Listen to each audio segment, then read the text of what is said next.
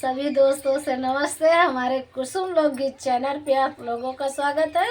एक छोटा सा प्यारा सा देखिए सोहर के उठान गीत सुनाने चल रही हूँ हम तीनों सहेली। गीत अच्छी लगे लाइक सब्सक्राइब करें, कमेंट में बताइए। कल हाथ जाए कि ब्रह्मचन के फूलपुर सुमन दीदी से मिले।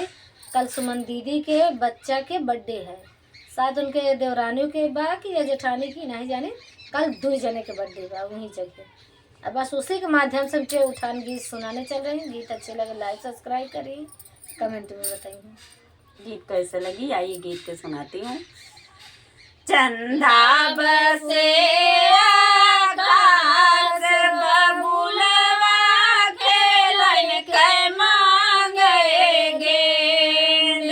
चंदा बसे आकाश बबुलवा खेलन के मांगे गेंद। आजा आजी के गोद ललना जाता नहीं है।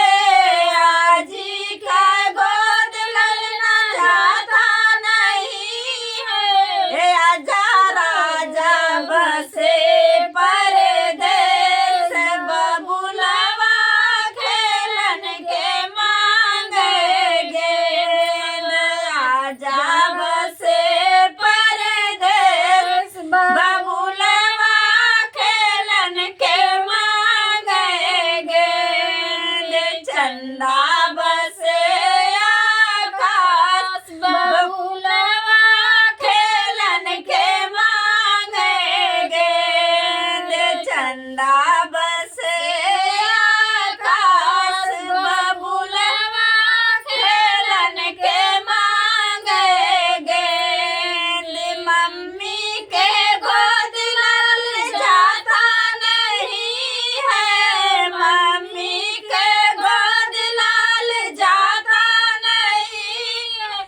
पापा राजा बसे परदेस बबुलवा खेलन के मांगे गेंद। पापा राजा बसे परदेस बबुलवा खेलन के मांगे गेंद। चंदा बसे आकाश बबुलवा खेलन के मांगे गेंद। चंदा बसे आकाश बबुलवा खेलन के मांगे गेंद।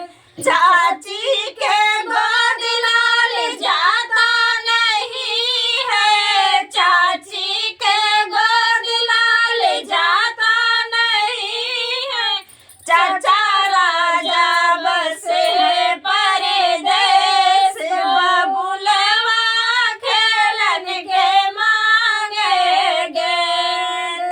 चाचा राजा बसे परदेस बबुलवा खेलन के मांगे गेंद। चंदा बसे आकाश बबुलवा खेलन के मांगे गेंद। चंदा बसे